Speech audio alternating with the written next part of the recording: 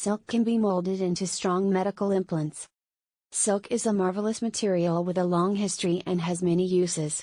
People have been weaving silk fabrics for more than 5,000 years. Doctors have been using it to sew wounds shut for more than 1,800 years. Now, biomedical engineers are using it to make different types of medical implants. A new approach will make it much easier and cheaper for innovators to build such devices. Many sorts of animals produce silk. Some mussels use it to attach themselves to rocks. Spiders spin silk webs to trap their prey. The type of silk that's most useful to people comes from what are often called silkworms. But silkworms aren't worms. They're actually the caterpillars of the domestic silk moth, Bombyx mori. Each caterpillar spins a cocoon before it becomes a pupa. That cocoon is woven from a silk fiber hundreds of meters, yards, long. Doctors like silk for a variety of reasons, says David Kaplan.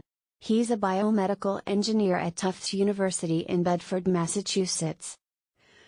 For one thing, he notes, silk is a natural material that will break down in the body over time. So any implanted parts made of silk don't have to be removed by surgery. Plus, not many people are allergic to it. So it is generally safe to implant parts made of silk. One problem, though, is that the materials used to make silk parts don't have a long shelf life, says Kaplan. Those materials are made of proteins called silk fibroin. They are what's left behind when chemists remove a gummy substance called sericin, from silk fibers. Silk proteins are typically kept dissolved in water until needed. But like all proteins, they can break down over time. There's another problem, too. All that water adds a lot of weight and volume to the silk materials as they're stored. And that makes those materials expensive to ship from one place to another, from fiber to powder. Kaplan and his colleagues set out to solve those problems.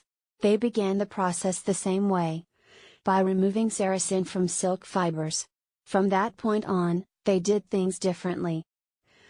First, they dissolved the silk proteins in a solution with high levels of a salt called lithium bromide. Next they added water to dilute the mixture. Then they froze it with liquid nitrogen. Afterward, they put the icy mix into a chamber where the air pressure was very low. That combination of very low temperature and pressure triggered water to evaporate. Called freeze-drying, this process often is used to make instant coffee and other food products. Finally, the researchers ground the freeze-dried material into a powder.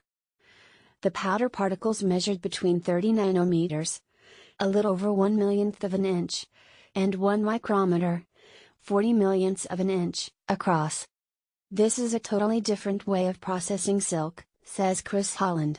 He's a scientist who works with natural materials at the University of Sheffield in England. He did not take part in the new research. Kaplan and his team found they could mold really strong parts from the silk powder.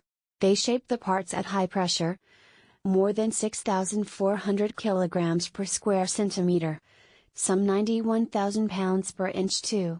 They also tested different heating temperatures. The silk parts were strongest when molded at a temperature of 145 degrees Celsius, 293 degrees Fahrenheit. These powdered silk parts were stronger than ones made the previous way, with dissolved silk proteins. They were even stronger than wood. Kaplan and his team reported their development in the January Nature Materials. Many different sorts of medical implants can be made from powdered silk, notes Kaplan. That includes screws used to hold a broken bone together. It also includes small tubes used to drain fluid buildup from an infected ear. Engineers might even add enzymes to ensure the molded parts break down over time. That would avoid needing surgery to remove them after their job is done. Scientists describe as biocompatible any materials that can be used in the body without causing harm. The fact that powdered silk is biocompatible is the icing on the cake, says Holland. And that suggests to him another possible use: embedding the molded implants with drugs, such as infection-fighting antibiotics or cancer drugs. The implants could slowly release a drug over time. That way, patients might not need to take pills or get painful injections. Powdered silk is easy to work with too, says Kaplan. It is chemically stable and can last up to 2 years on the shelf. Plus, it's lightweight because a lot of the water has been removed. So it doesn't cost as much to ship the material from place to place.